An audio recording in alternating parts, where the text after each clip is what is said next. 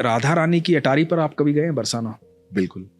उससे नीचे एक समाधि बनी है गुलाब खान की। तो गुलाब खां जो हैं सारंगी बजाते थे अटारी पर, ठीक है, उनका काम था सारंगी बजाना। और उनकी एक छोटी सी बेटी थी राधा नाम की। तो राधा जो है वो बस एक बेटी थी, पत्नी उनकी थी नहीं।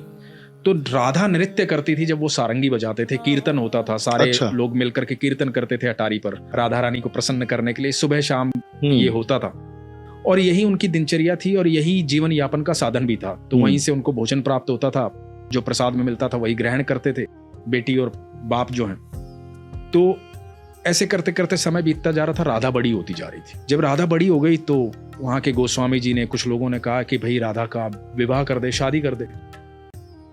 तो गुलाब खां ने कहा कि मैं कौन होता हूँ शादी करने वाला, और मेरी तो इतनी औकात भी नहीं है, हैसियत भी नहीं है, जो होगा राधा रानी देखेंगी। तो लोगों ने कहा भाई सारा खर्चा हम करेंगे, सारी व्यवस्थाएं हम करेंगे, तो चिंता मत कर, राधा रानी का ही तो दिया हुआ है सब। तो एक लड़का देखा गया और राधा की शादी कर दी गई। अब जब राधा की शादी हो गई तो गुलाब खां से ये जो वियोग था ना, ये सहन नहीं हुआ। अब जो बेटी सुबह शाम उसके साथ रहती थी, सारंगी बजाता था, नृत्य करती थी, हर समय बाबा बाबा बाबा बाबा, वो सुन नहीं पा रहा था, वो बाबा बाबा रोता रहता था उसकी याद में।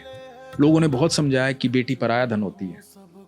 उसका विवाह हो गया, वो चली गई, सारंगी बजाना छोड़ दिया, सारा दिन राधा राधा करता रहता था। एक दिन हुआ क्या कि गुलाब खां दिखाई नहीं दिया किसी को। खूब तलाश किया, गुलाब खां कहीं नहीं मिला। तो लोगों को लगा कि बेटी के वियोग में आ गया था, दुखी हो गया था, हो सकता है बैकुंठ धाम चला गया हो, उम्र भी हो गई थी उसकी।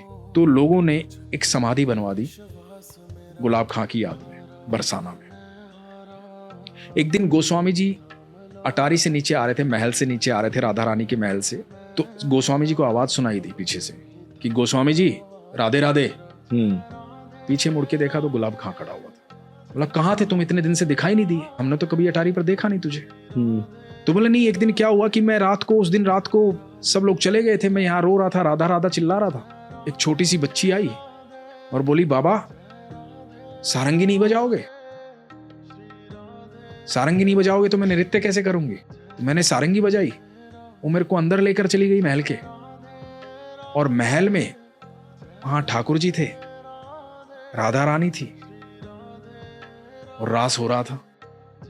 अब वो रास करते हैं और मैं सारंगी बजाता हूं, मैं वहीं रहता हूं। अब मेरी राधा हर समय मेरे साथ रहती है।